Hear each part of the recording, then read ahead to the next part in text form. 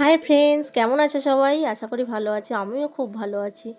আজ আমি মার্কেটে গিয়েছিলাম। এটা আগামীকালের ভিডিও। আমি মার্কেটে গিয়েছিলাম।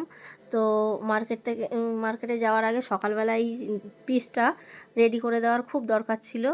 রেডি করে হেমে দিয়ে আমি মার্কেটে চলে গিয়েছিলাম। তো তোমরা তো যারা যারা আমার ভিডিও দেখো তারা তো জানোই আমি একটা কাজের মধ্যে থেকেই ভিডিও করার চেষ্টা করছি। আমার বাড়িতেই দোকান, আমি টেলার্স। এখন ট্রেনে আমি।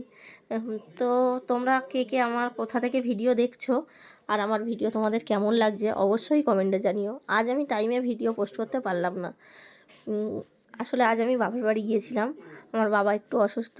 এই ভিডিওটা কালকে আপলোড করব। আমার বাবার বাড়ি এত সুন্দর গাঁদা ফুল গাছে গাঁদা ফুল হয়েছে যে দেখে আমি ভিডিও করেছি, খুব বেশি না ভিডিও করেছি, তোমাদের সঙ্গে শেয়ার করব।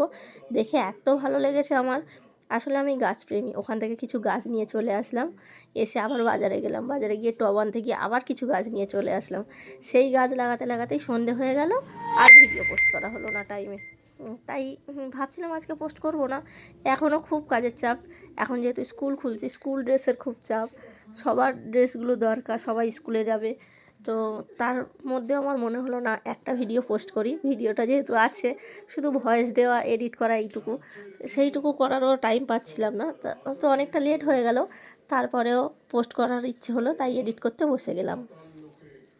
তোমরা কে কে আমার মতো এতটা গাছ ভালোবাসো অবশ্যই কমেন্টে জানিও।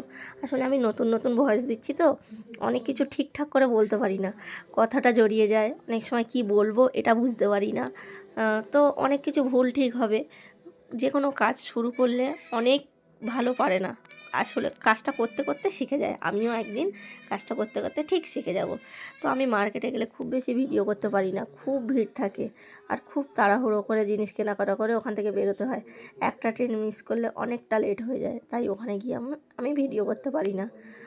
তাই ওখানে গিয়ে ভিডিও করি না। এটা ট্রেনে বসে ভিডিও করছিলাম। এখন তো শীতের সময়, কাজটা পুরো তুলতেও পারছিলাম না। ঠান্ডা আসবে, হাওয়া আসবে, সবার ঠান্ডা লাগবে, তাই অল্প একটু কাজটা তোলা ছিল, ওখান থেকেই আমি ভিডিওটা করছিলাম। খুব ভালো করে ভিডিও করতে পারিনি। তো যেটুকু পেরেছি সেইটুকু বসে বসে ভিডিও করলাম।